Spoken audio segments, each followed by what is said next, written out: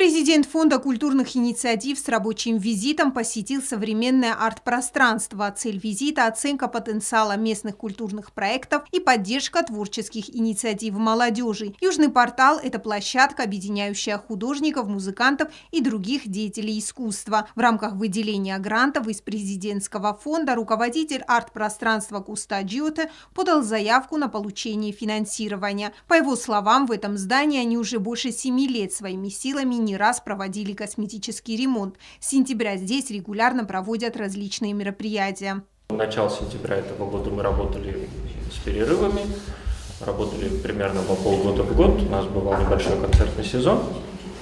С сентября мы решили попробовать работать в постоянном режиме. У нас такой небольшой ремонт прошел своими силами, открыли новый концертный сезон, подались на грант. Южный портал – это не просто галерея, а настоящий творческий хаб, где традиции встречаются с авангардом. Здесь проводятся выставки, мастер-классы, концерты и лекции, направленные на развитие и популяризацию современного искусства в республике. Также, по словам Куста Джиоте, они первые, кто привозил сюда коллективы традиционной и посттрадиционной музыки из Кабардино-Балкарии, Адыгеи, Москвы и других городов России. С Северной Осетии, из ближайших регионов, наверное, привезли всех, кого можно уже. Со всеми дружим, со всеми общаемся, все к нам ездили так по-дружески, по-братски, скажем.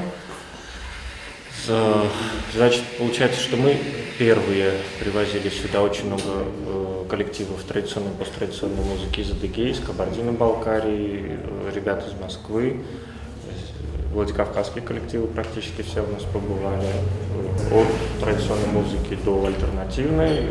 Ребята, исполняющие классическую музыку, из Питерской консерватории у нас выступали. Также, на нашей базе, на нашей площадке мы провели первый стрит-арт-фестиваль. Мы провели 2 стрит-арт-фестиваля, привозили художников из Москвы, из Владикавказа. Если получится с грантом все у нас, то у нас там также расписывают стрит-арт-фестиваль тоже. В настоящее время руководство Южного портала ожидает решения о выделении гранта, который позволит расширить масштабы деятельности и реализовать новые амбициозные проекты. Визит главы фонда подчеркивает стратегический курс на укрепление культурных связей и выявление талантов. Развитие таких центров становится точкой роста для всей культурной жизни республики. Яна Плиева, Оксана Джоева, Фатима Чочиева. Информационный выпуск сегодня.